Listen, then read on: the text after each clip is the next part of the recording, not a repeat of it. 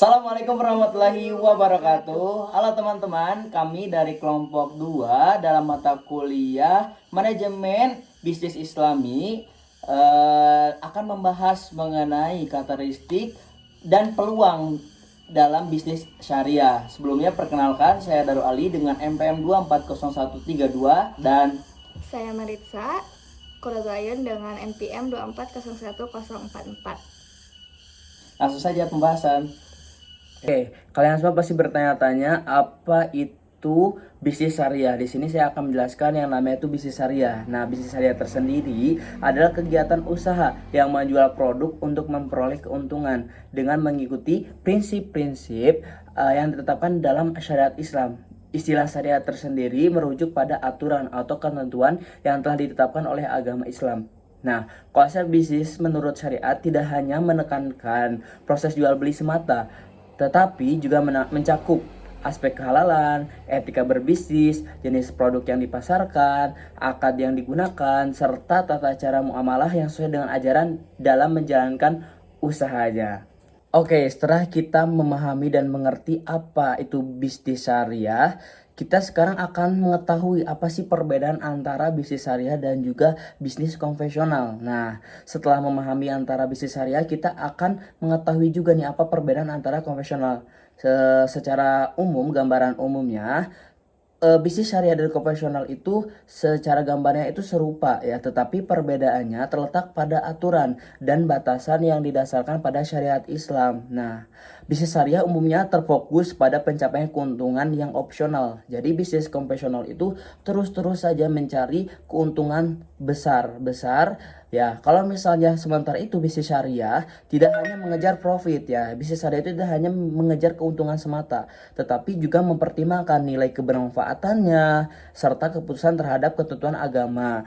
Nah, agama Islam. Transaksi dalam bisnis syariah juga turut memperhatikan aspek halal dan haram. Nah, dalam bisnis syariah ini juga mempertimbangkan apakah yang di bisniskan ini halal atau haram. Nah, sedangkan konvensional itu tidak memandang haram dan juga halal. Terus saja yang penting apa? Yang penting kita mendapatkan keuntungan secara opsional ya, secara maksimal gitu ya. Nah, baik dari sisi produksinya kita diperlihatkan gitu secara aturan Islam dan juga proses transaksinya, strategi pemasaran produksi maupun akad yang digunakan. Nah, jadi bisnis syariah itu sangat detail sekali dalam memperhatikan bisnis yang mulai dari tadi mempertimbangkan halal dan juga haramnya, dari mulai transaksinya, strategi pemasarannya, dan juga maupun akad yang digunakannya ya. Tidak hanya mengejar keuntungan atau profit semata, tapi mempertimbangkan kebermanfaatannya gitu. Nah, selanjutnya kita akan membahas tentang karakteristik bisnis Islam. Apa aja sih karakteristik bisnis Islam? Yang pertama ada ilahiyah, yaitu bersumber dari wahyu ilahi. Nah, dalam bisnis Islam didasarkan kepada wahyu dari Allah Subhanahu wa Ta'ala dan Rasul-Nya yang terdapat di dalam Al-Quran dan Sunnah Nabi yang sahih. Aturan hukum yang ada pada Al-Quran dan As-Sunnah adalah mutlak dan tidak bisa diganggu-gugat. Adapun permasalahan yang bersifat fikih, maka diperlukan adanya ijtihad dalam bentuk fikih oleh para ahli hukum Islam.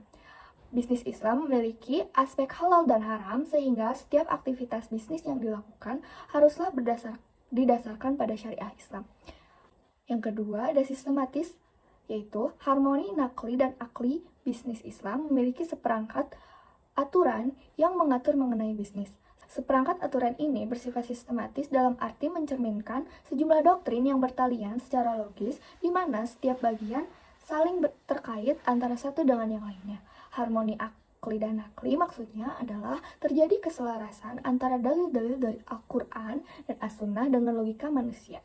Sebagai contoh, Al-Quran dan hadis mengharamkan riba, maka keharaman riba bukan hanya karena ada dalilnya, tetapi juga memang bertentangan dengan logika manusia di mana riba mengandung unsur kezaliman terhadap orang lain.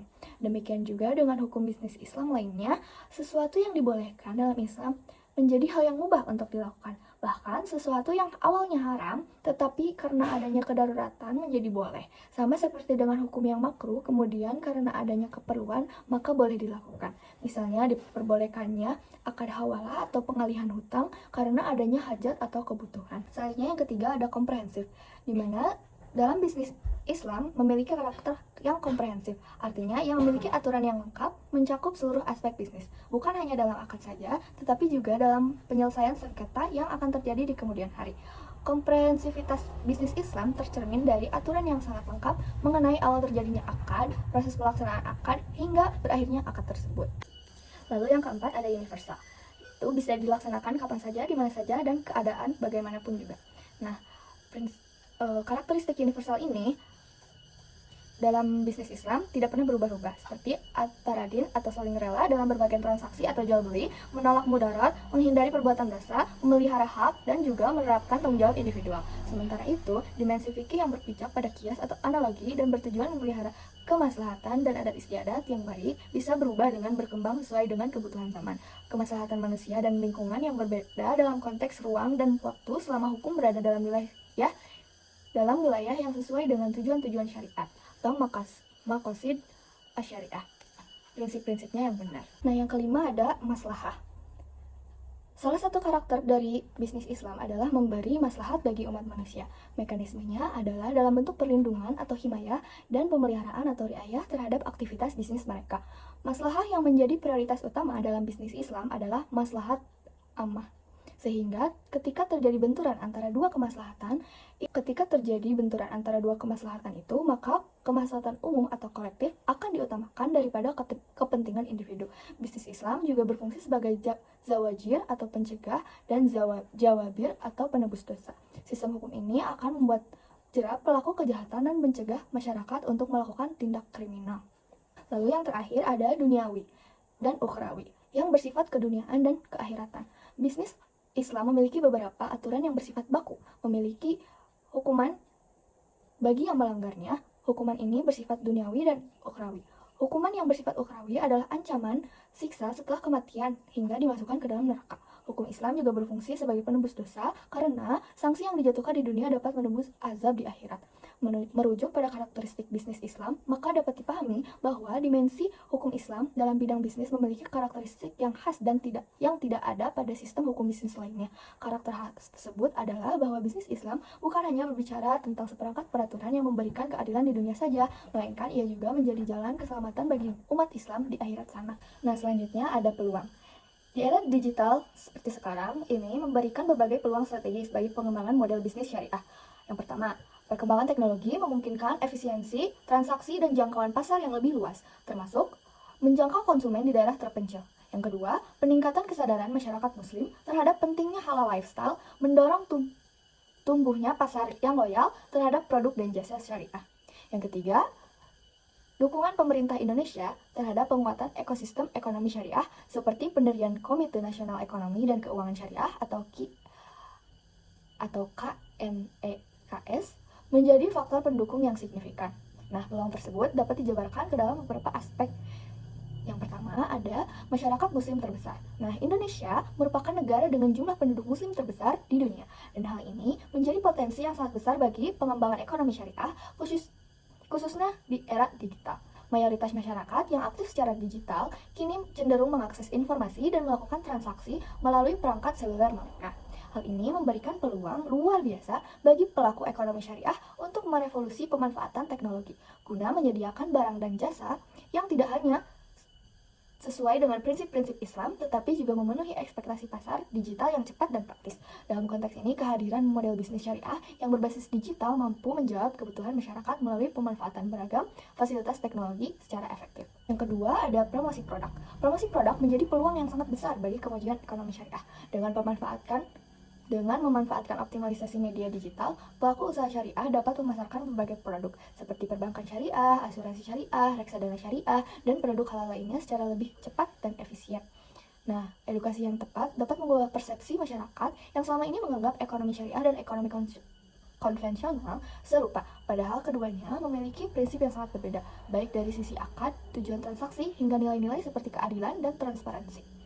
Yang terakhir ada inovasi produk digital. Selain promosi, digitalisasi juga membuka ruang inovasi produk berbasis syariah yang sangat luas. Salah satu inovasi yang menonjol adalah pengembangan smart contract berbasis blockchain yang mengikuti prinsip akad syariah yang memungkinkan terjadinya transaksi yang lebih aman, transparan, dan tidak melanggar prinsip Islam. Inovasi seperti ini menciptakan sistem keuangan yang inklusif dan dipercaya oleh masyarakat. Kedepan, model bisnis syariah yang terintegrasi dengan teknologi mutakhir seperti kecerdasan buatan atau AI, Big Data, dan Internet of Things atau IoT diproyeksikan mampu menciptakan efisiensi yang lebih tinggi serta meningkatkan daya saing di pasar regional maupun global. Inovasi ini juga memperkuat sistem tata kelola bisnis berbasis syariah dengan mengurangi intervensi pihak ketiga yang tidak perlu, meminimalkan resiko fraud, dan mendukung sistem audit yang lebih kuat serta berbasis data real time. Mungkin cukup sekian dari kelompok 2. Mohon maaf bila ada salah kata dan juga kekurangan dalam presentasi kali ini. Kami pamit undur diri. Wassalamualaikum warahmatullahi wabarakatuh. Bye bye.